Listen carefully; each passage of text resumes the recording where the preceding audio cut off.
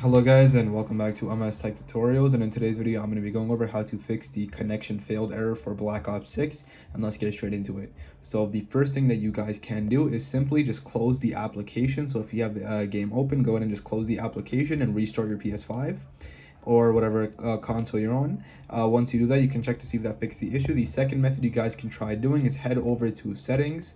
From settings, go over to network, and then from network, go over to view PlayStation Network status, and go ahead and check that if any of the boxes are red, then that might be an issue. But if they're all green and it says all services are up and running, then you are good to go. The second method you guys can try doing is restarting your internet connection, and you can do that by unplugging all of the wires out of the router, waiting about 30 seconds to a minute, and then replugging them back in. And then once you do that, that's basically how you restart your Wi-Fi router, and you should be good to go as well. I also recommend once you do restart your Wi-Fi router, you restart your PlayStation or Xbox or whatever PC again, because that does tend to help as well. And once you do all of these steps, you should be good to go and you are all set. So yeah, that is it for the video. Thank you guys for watching. Make sure to give the video a thumbs up, subscribe to the channel, and have a great day.